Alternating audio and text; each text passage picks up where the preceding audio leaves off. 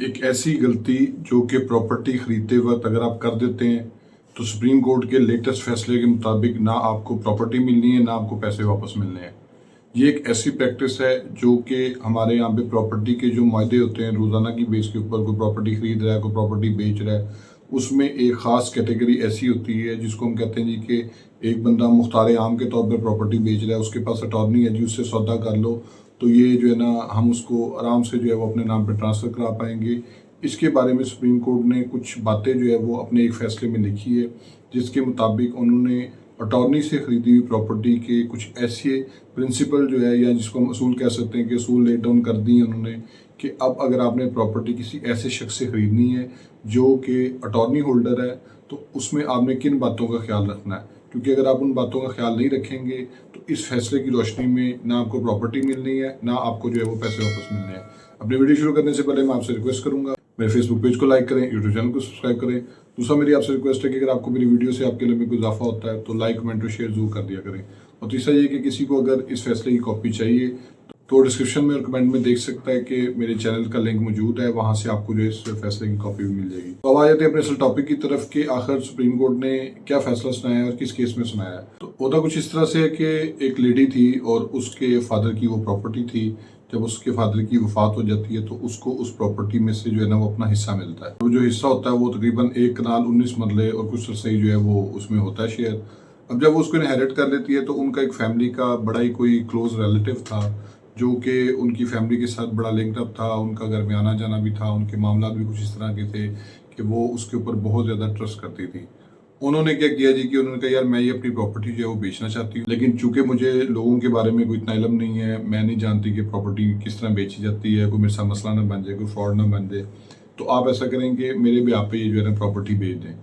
अब वो लेडी जो है वो उसको एक जनरल पावर ऑफ अटर्नी जो है वो साइन करके देती है, जिसको हम मुख्तार आम भी कहते हैं। अब मुख्तार आम उस शख्स को मिल जाता है, यानी कि मुख्तार आम मिलने के बाद और वो भी रजिस्टर्ड मुख्तार आम मिलने के बाद कानूनी तौर पे यही समझा जाता है कि इस शख्स के पास प्रॉपर्टी को बेचने के पूरे मुकम्मल इख्तियारात आ चुके हुए हैं जो कि एक असल मालिक होते हैं।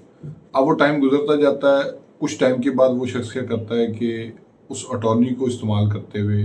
वो प्रॉपर्टी जो है वो अपने बेटों के नाम पर ट्रांसफ़र कर देता है। अब जब वो बेटों के नाम पे ट्रांसफर कर देता है तो उसमें वो बकायदा एक सेल परचेज का जो है ना वो एक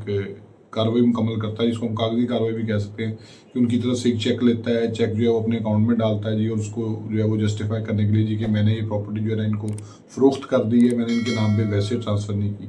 बच्चे जो है वो आगे मज़ीद जो है वो प्रॉपर्टी आगे बेचना शुरू कर देते हैं क्योंकि उनके पास भी इख्तियार आ चुका हुआ था। तो जब बीबी को इस बारे में पता चलता है तो वो क्या करती है, वो जाके केस कर देती है कि भाई मैंने इसको प्रॉपर्टी दी थी किसी बंदे को बेचने के लिए बाहर, इसने ये प्रॉपर्टी जो है वो चंद पैसों के एवज जो है अपने बच्चों के नाम पर ट्रांसफ़र करके तो सारे पैसे जो है वो हड़प कर लिए और जो मेरी प्रॉपर्टी की असल वैल्यू बनती थी वो मुझे जो है वो इसमें नहीं मिली है। तो केस उसका जब चलना शुरू होता है तो नीचे उसको इतना कोई फेवरेबल डिसीजन उसके जो है वो हक में नहीं आता, लेकिन आखिर ये मामला जो है वो लिटिगेशन में चलते चलते सुप्रीम कोर्ट के पास आ जाता है। अब सुप्रीम कोर्ट के पास जो है वो 3-4 बड़े बुनियादी क्वेश्चन थे इस मामले में कि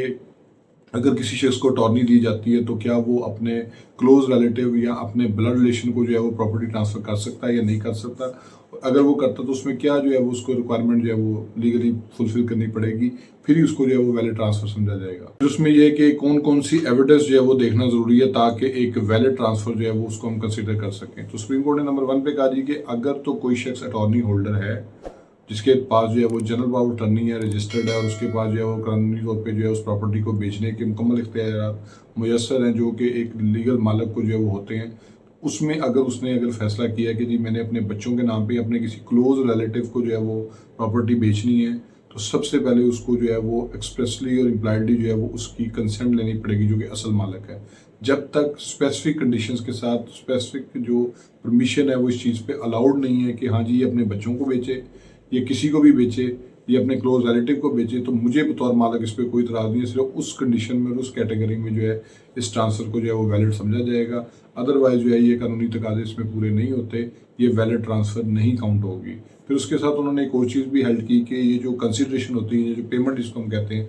पेमेंट के सबूत के साथ जो है वो मामला जो है वो इस तरीके से नहीं होगी। अगर आपने पेमेंट लेनी है तो आपने प्रॉपर तरीके से पेमेंट लेनी है और उस पेमेंट को आपने साबित भी करना है थ्रू एग्रीमेंट टू सेल, पे ऑर्डर, चेक्स और जो बैंक ट्रांसफर हैं, और अगर आपने रिटर्न के जो कैश लिया है तो कैश को आपने रिटर्न फॉर्म में लेके आना है, उसमें 2 गवाह हो और उसमें जो है वो टेस्टेशन भी पूरी हो। और ये जो मर्जी की जो बात हो रही है सुप्रीम कोर्ट की तरफ से कि जी आप इसमें जो है वो मर्जी ज़रूर लें, जो रियल ऑनर है, ये उन्होंने अब एक प्रिंसिपल बना दी है। जब सुप्रीम कोर्ट का कोई फैसला आता है और उसमें जो है वो कोई रूल्स जो है वो ले डाउन किए जाते हैं, तो इसका मतलब कंफर्म होता है कि अगर आप इन प्रिंसिपल्स को या इन बातों का ख्याल नहीं रखेंगे जो सुप्रीम कोर्ट ने किसी जो है वो मुकदमे के फैसले के वक्त जो है वो ले डाउन किया है, तो आपका भी अंजाम वही होगा जो उस केस के अंदर जो है वो हुआ है। तो इसलिए आपने जब भी प्रॉपर्टी खरीदनी है, बेचनी है, आपने इस चीज़ को जो है वो ध्यान रखना है कि ये प्रॉपर्टी का जो असल मालिक है वो कौन है, उस प्रॉपर्टी का जनरल अटॉर्नी है तो वो कौन है, और वो प्रॉपर्टी जिस तरीके से जिस चेन ऑफ कमांड या चेन ऑफ टाइटल से आपके पास आ रही है,